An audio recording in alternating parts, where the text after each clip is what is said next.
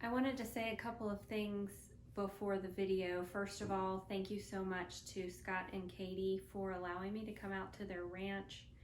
It was so much fun and they were so welcoming.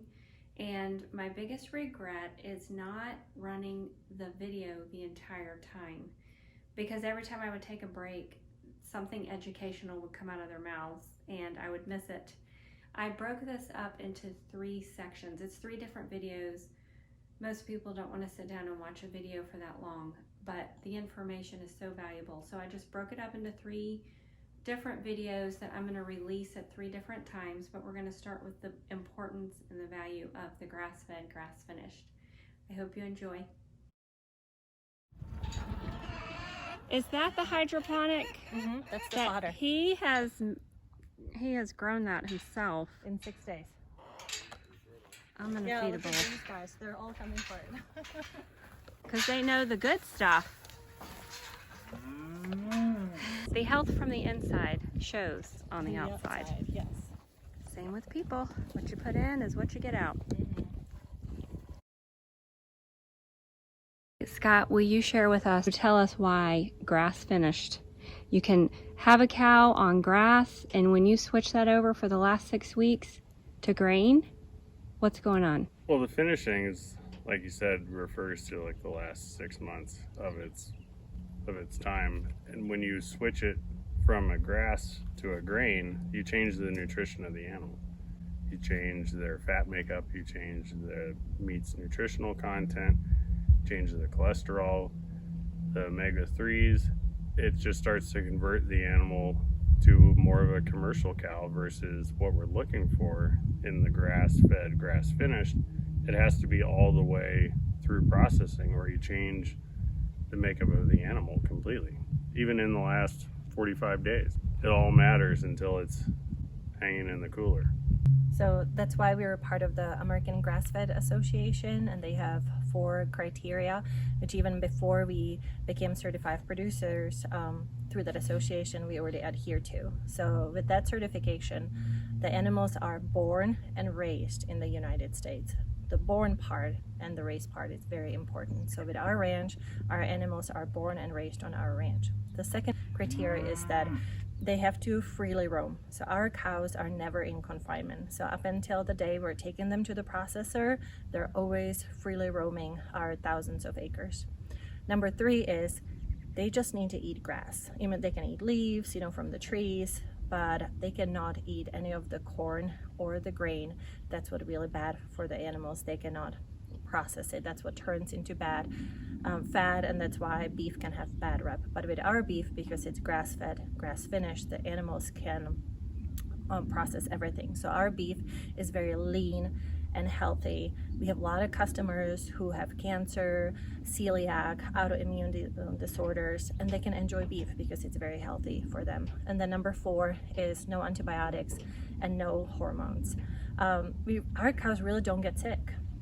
We will have few maybe leg injuries for cows being mischievous, but we really don't need antibiotics for them to treat them like they would in the feedlots. They just don't get sick because they can just be cows. If you take a pig, a naturally raised pig, a pork chop versus one at the grocery store, a chicken breast from a commercial chicken versus a free-range chicken that's just been eating grains and pecking on the ground, and beef, grass-fed beef versus commercial beef. It's like it's not the same product that you're eating. They shouldn't be called beef or chicken or pork because it's not the same. It's rubbery, the meat fiber texture is different, it's harder to digest. Fat content is way off. Yeah, It's just not the same. we always say when you have our cheeseburger, go at it, have it.